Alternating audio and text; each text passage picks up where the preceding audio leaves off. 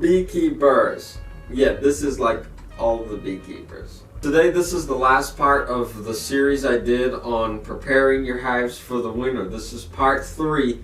What should I feed my bees? Or do I even need to feed my bees? I mean, don't they have enough honey from when I harvested them? Didn't they make enough honey already to eat on their own? So today I will explain to you, do I really need to feed my bees? If you have followed my last 3 steps, the answer to your question is, well, here's the 3 steps.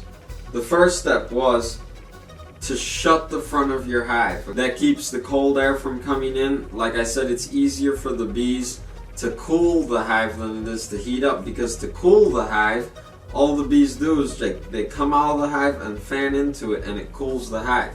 Now, on the opposite, when it's time to heat up the hive, they just cluster together and hope that they can provide enough warmth to heat the hive, and it doesn't always work.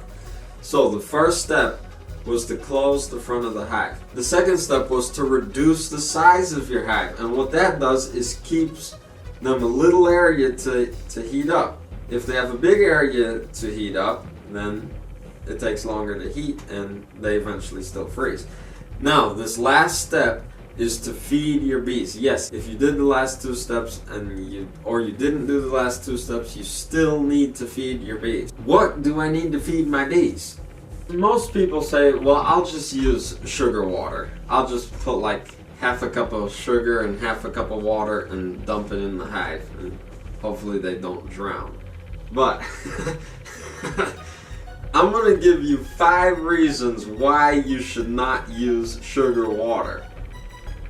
The first reason is sugar water has more water in it, more water content than honey. Honey is thick. The bees actually thicken it. They dry the nectar, and that's what makes honey.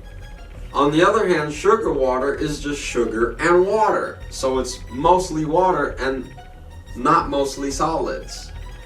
So the bees actually have to spend additional time removing the water from your sugar water. So you might as well just give them sugar. Second reason.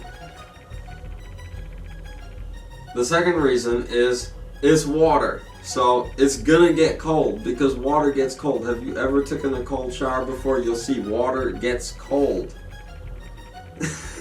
Water gets so cold that the bees aren't gonna be able to drink it. Think of you trying to drink a glass of ice. You won't be able to drink it. You'll have to chew it. The third reason is that sugar syrup molds easily.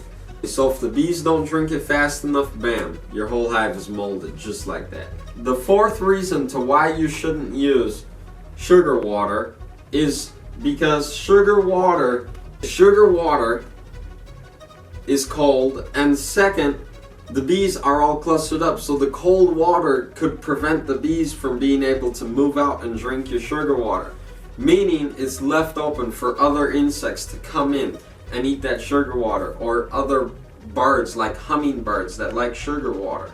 Okay, so if you're wondering why that hummingbird's in your box, yeah, that's why. My 5th reason to why you should not use sugar water is because there's better things to feed them, like pollen patties. I didn't want to make this video too long. It would have been like a 20-minute video, so I decided to cut it after all this talking. Now the next video, I'm going to show how I make these pollen patties. If you want to know how I make them, please subscribe, turn on the notifications, and you'll see how I make these pollen patties before your bees freeze on you. If you like this video, like it, subscribe. If you like the information, like it, subscribe, and I'll see you in the next video. Coming up on the Jake Beesos channel. Now I'm holding in my hand right here 5 pollen patties. What I'm going to do with these is a free giveaway.